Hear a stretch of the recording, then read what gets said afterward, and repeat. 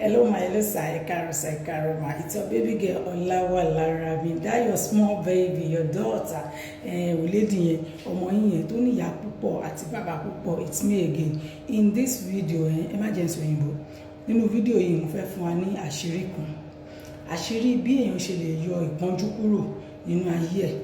Tí ìpọ́njú bá pọ̀ nínú ayé ẹ̀dá nǹkan ní workout. Ẹ jẹ́ asáré lọ kíní kékeré ẹ wò kí lélẹ̀.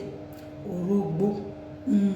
Orógbó iṣẹ́ orógbó pọ̀ gan fún àwọn tí Ọlọ́run bá fún lóye. Ẹ má máa ń dojú mi ṣe rí bó ṣe jí ni.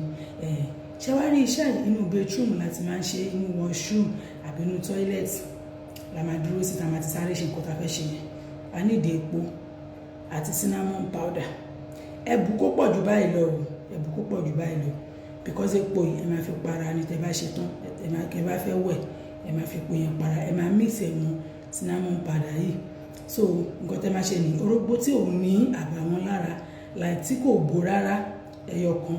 epo, cinnamon powder, aṣọ tẹ́ bá mọ̀ pé ẹ ti wọ̀ ẹ ló mọ́ aṣọ tó ti gbó ni òkun ṣe aṣọ tuntun tó ti gbó ó ti yé yín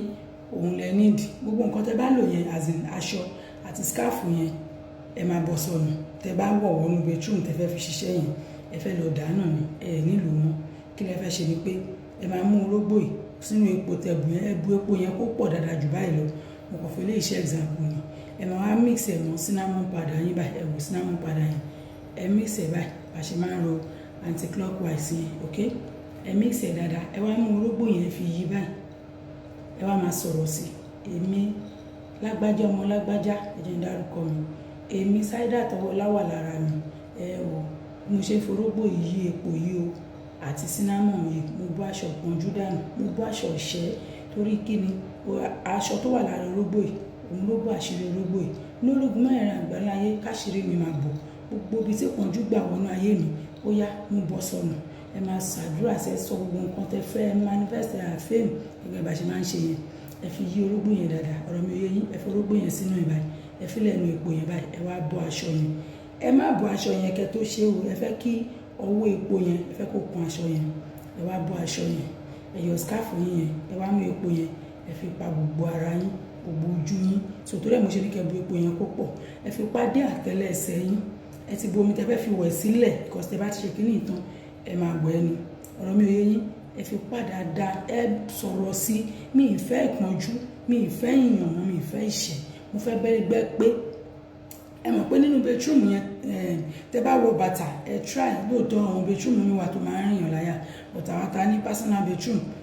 ó máa easy fún wa ẹ bọ́ bàtà yín sílẹ̀ lẹ̀ tẹ́ bá ń sọ kínní ṣe rí nínú washroom tí nǹkan bá ń dùn yàn jù láyé ibẹ̀ lẹ́tì lè sáré lẹ́tì lè rí fast prayer ẹ lọ bí àwọn bàbá wa yẹn iṣẹ́ yìí ọ̀dọ̀ mọ́ mi tí mo máa ń sọ yẹn tí mo gbọ́dọ̀ mọ̀ ọbẹ̀ mo ti kọ́ iṣẹ́ ògidì iṣẹ́ ni tẹ́ bá ti wá fi yí tán báyìí tẹ́ fi yí tán báyìí ọ̀rọ̀ mi ò yé yín ẹ wá gbé sílẹ̀ ẹ bọ́ aṣọ yín ẹ bọ́ gbogbo ẹ fi pa gbogbo ara yín ṣé mọ̀ pé kò sí bẹ́ẹ̀ ṣe fẹ́ lo epo yẹn tán aṣọ yẹn òun lè máa kọ́ fi nu gbogbo ara yín tẹ́ fi pa epo tẹ́ fi para yín aṣọ tẹ́ bọ́ yìí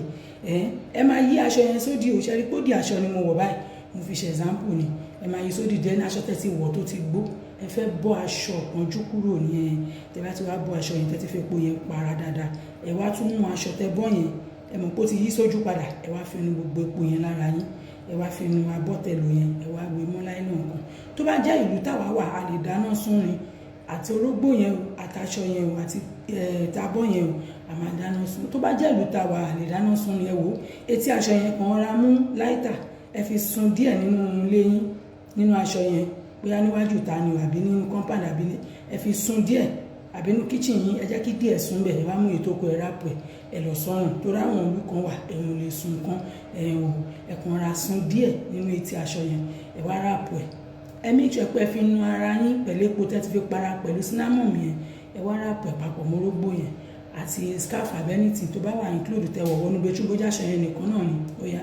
ẹ lọ trash ẹ tó bá jà wàtàwà Nàìjíríà ó easy fún wa a máa sún ẹ sún mọ́ kí flame yẹn lọ sókè dáadáa àdúrà wa ti gbà ẹ máa fún mi ní testimony àní ṣe lásán ọkàn wa ti balẹ̀ see you later I love you mommy and daddy.